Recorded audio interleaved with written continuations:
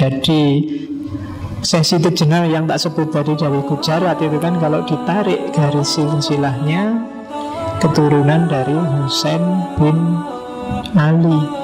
Kalau Husain kan ya berarti masih cucu langsungnya Rasulullah. Maka dia juga ingin kenal sama nenek moyangnya. Maka dia sempat belajar di Baghdad. Dan di Baghdad lah dia kenal ajaran-ajaran tasawuf. Dia kenal Al-Hallaj, dia kenal Ghazali, dia kenal Al-Qushairi dan kawan-kawan.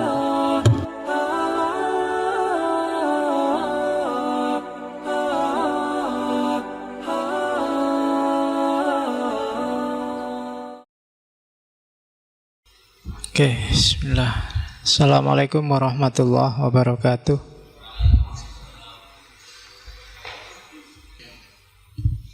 Bismillahirrahmanirrahim.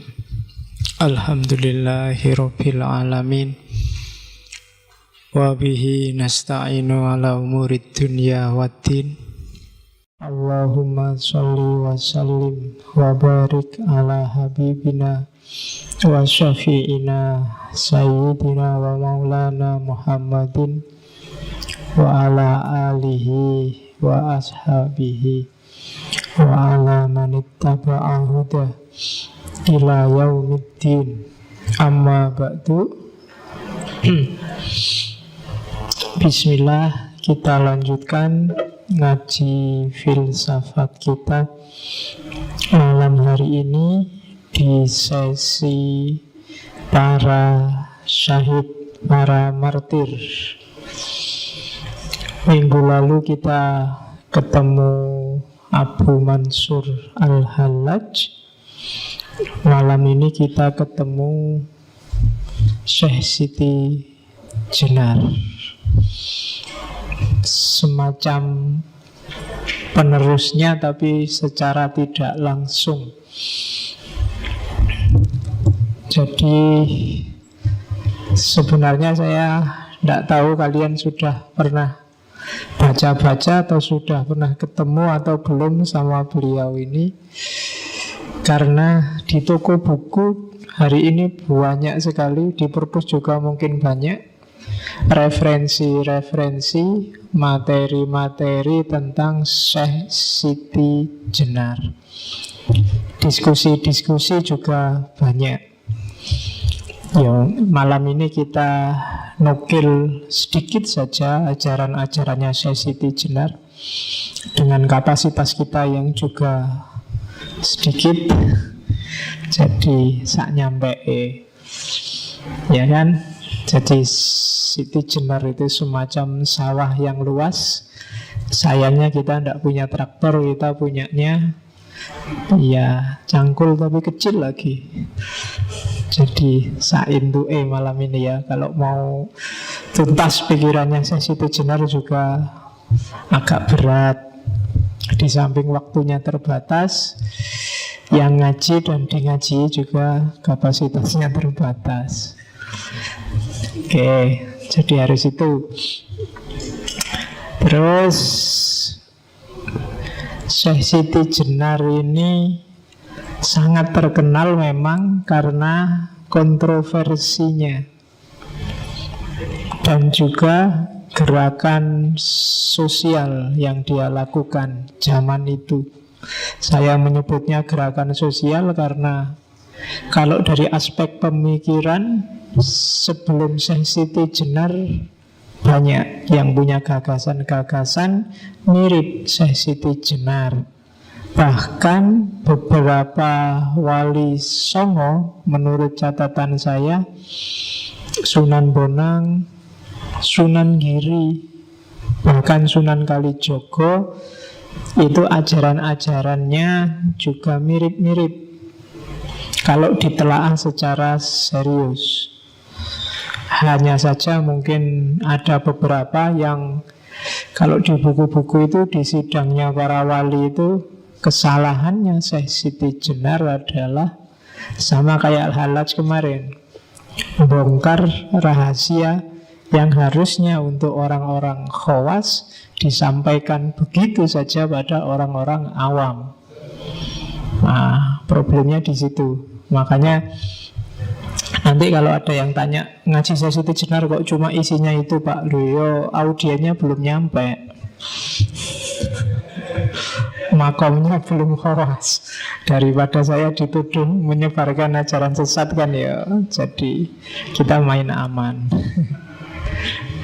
Oke, catatan pertama itu, Syekh Siti Jenar ini termasuk grupnya para penyebar Islam di Indonesia yang awalnya sumbernya dari Gujarat, India.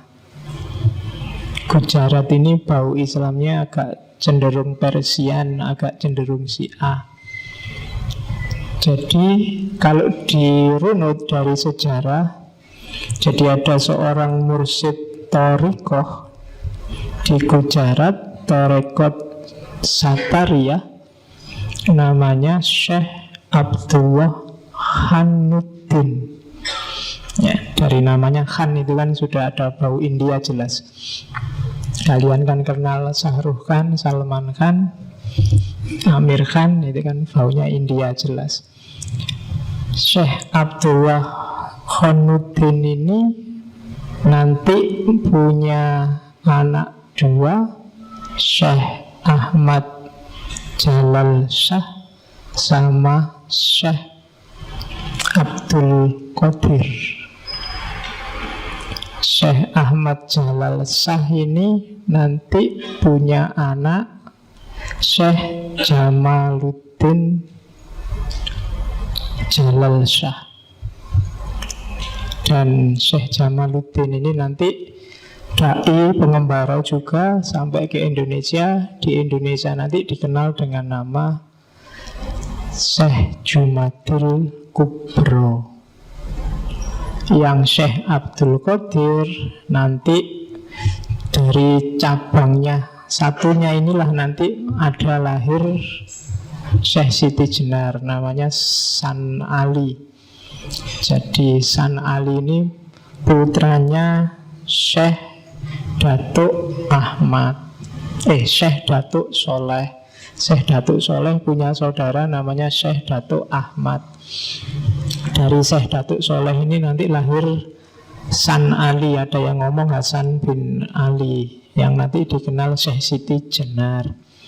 Sementara yang dari kubu satunya, Syekh Jamaluddin, Syekh yang dikenal Syekh Jumadil Kubro, punya anak namanya yang Syekh Samarqandi, Ibrahim Samarqandi. Ibrahim Samarqandi nanti nikah, punya istri dua. Yang istrinya putri dari Pasai namanya Maulana Ishaq, yang nanti menurunkan Sunan Giri. Kalau yang istrinya dari Cempa nanti punya anak dua, Syekh Ali Murtado sama Syekh Ali Rahmat. Syekh Ali Rahmat nanti dikenal sebagai Sunan Ampel dari Syekh. Sementara yang dari Syekh Ali Murtado nanti punya putra Usman Haji yang dikenal sebagai Sunan Ngundung. Dan dari situ nanti lahir Ja'far Shadiq, Sunan Kudus.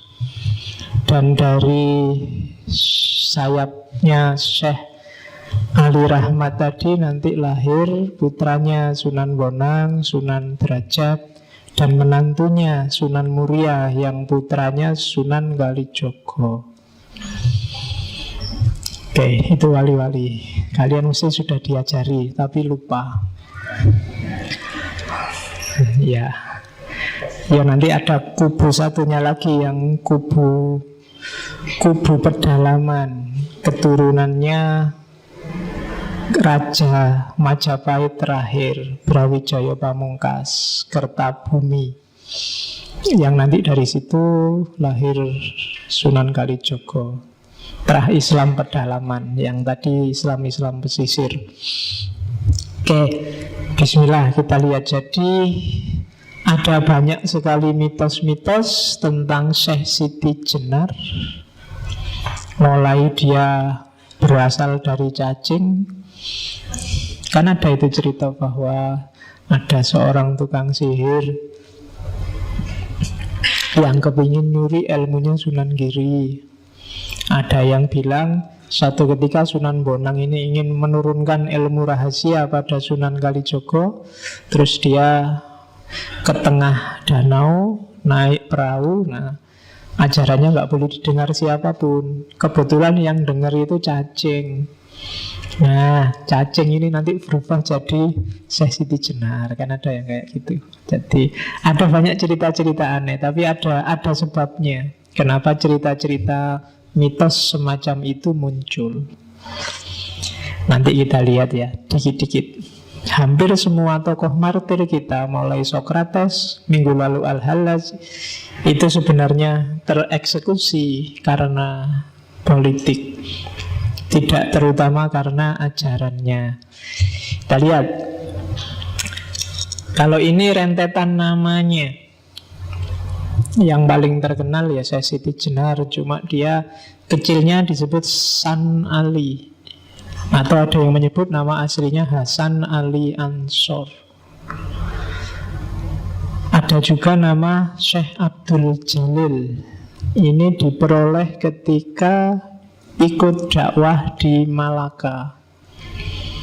Terus ada juga nama Syekh Joboronto, Jabaranta.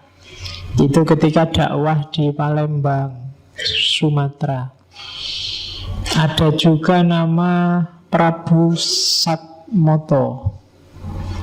Jadi Prabu Satmoto itu raja yang kelihatan oleh mata, raja yang kasat mata. Itu diperkenalkan oleh murid-muridnya. Nanti ada banyak muridnya yang menyebarkan ajarannya. Daerah Jawa Baratan lebih gampang menyebutnya Syekh Lemah Abang atau Lemah Bang. Juga nama Syekh Siti Jenar. Jadi itu karena filosofi yang dikembangkan adalah nasud dan lahutnya gaya Al-Hallaj, yang itu bahwa jasad itu tidak ada nilainya. Jasad itu hanya sekedar tanah. Manusia itu berharga bukan karena jasadnya, bukan karena kulit, daging, dan fisikmu, tapi karena rohmu, yang itu pancarannya Tuhan di muka bumi. Dan itu Syekh Siti Jenar mungkin sering mengajarkan ini, sehingga oleh muridnya dinamai Siti Jenar. Dia sering mungkin berfilosofi tentang tanah merah. Maka nanti kita lihat seperti apa ajarannya. Ada juga nama Syekh Nurjati atau Pangeran Panjunan, atau kadang juga disebut Sunan Sasmito. Ini adanya di Babat Cirebon. Variasi lain ada Syekh Siti Bang, Syekh Siti Brit, Syekh Siti Luhung, naskah-naskah Jawa Tengah. Kalau Ronggo Warsito menyebutnya Sunan Kajenar. Ada juga nama Syekh Wali Lanang Sejati. Nah, itu susah ini. Kalau Syekh Wali Lanang itu biasanya dinisbatkan pada Maulana Ishaq, bapaknya Sunan Giri. Tapi Syekh Siti Jenar ini tidak cuma Syekh Wali Lanang, tapi Wali Lanang Sejati. Ya, ada juga nama Syekh Jati Mulyo. Ada juga nama Syekh Sunyoto Jati Murti Susunan ing Lemah Abang. Gelarnya panjang ya. Oke, sekarang silahkan kamu hitung dan dihafalkan berapa namanya Syekh Siti Jenar. Ya kan kalau ada ujiannya kan kamu harus menghafalkan ini. Sebutkan nama-nama Syekh Siti Jenar dan alasannya. Nah, iya kan harus gitu, harus dihafalkan. Oke, kita lihat guru-gurunya. Guru pertama adalah Syekh Datuk Kahfi. Syekh Datuk Kahfi ini tinggalnya di Cirebon. Ini masih sepupunya. Kalau bapaknya Syekh Siti Jenar kan Syekh Datuk Soleh bapaknya Syekh Datuk Kahfi itu Syekh Datuk Ahmad. Jadi sama-sama Datuk karena tinggalnya di Malaka. Orang tua kan dipanggil Datuk. Yang sering nonton Upin Ipin mesti ngerti. Jadi Syekh Datuk Kahfi ini mursyidnya Torekot Ahadiyah. Jadi nanti ada semacam bagi-bagi tugas. Kalau Syekh Datuk Kahfi itu Jawa Tengah ke barat sampai ke daerah-daerah Filipina, Malaysia, dan seterusnya. Sementara Maulana Malik Ibrahim itu Jawa Tengah ke timur sampai daerah Bali, Maluku, dan seterusnya. Itu pembagian wilayah dakwahnya. Sama-sama disebut mursyidnya Torekot Ahadiyah. Nanti daerah-daerah India, Pakistan, dan sekitarnya kemarin sudah saya sebut Syekh Ahmad Faruk Sirhindi, itu juga mursyid Torekotnya Ahadiyah. Satu lagi ada yang namanya Syekh Ahmad Bilali, itu dari Muhammad Al-Bilali, itu dari daerah Hijaz dan sekitarnya, Arab Saudi dan sekitarnya. Itu bagi-bagi dakwahnya zaman itu. Karena di Asia kan Islam di daerah-daerah tertentu belum tersebar. Jadi guru pertamanya San Ali, Syekh Siti Jenar, itu Syekh Datuk Kahfi. Dari beliau Siti Jenar belajar banyak, khususnya untuk dasar-dasar ilmu keislaman. Terus setelah dari Syekh Datuk Kahfi sempat juga nanti belajar pada Arya Damar. Arya Damar zaman ini sudah tua. Arya Damar itu bapak tirinya Raden Patah. Aslinya Cina. Arya Damar ini muridnya Syekh Ibrahim Samarkondi. Di hari tuanya dia jadi sufi. Ada yang beberapa penelitian menyebut Arya Damar itu nanti yang menguasai kerajaan di sana, Palembang. Antara lain namanya adalah Aditya Warman pada zamannya. Nama Cinanya adalah Xuan Liong, naga emas. Dan di hari tuanya dia jadi sufi. Dari Arya Damar ini nanti Syekh Siti Jenar belajar tentang Nur Muhammad. Oke, terus semangat cari ilmunya luar biasa Siti Jenar ini. Termasuk dia menjelajah ke agama-agama lain saat itu. Yang terkenal hidup kan Hindu, Buddha, warisannya Mojopahit. Dan ajaran-ajarannya nanti sedikit banyak ada pengaruh Hindu Buddhanya. Jadi yang paling terkenal kan Siti Jenar itu belajar kitab nama warisannya Prabu Kertawijaya, Caturvipala. Ini kitab Hindu Buddha. Jadi agama khasnya Mojopahit itu kan mix antara Hindu dan Buddha. Orang menyebutnya Siwa Buddha. Siwa tapi masuk Buddha. Siwa itu kan harusnya Hindu, tapi di Mojopahit digabung Siwa Buddha.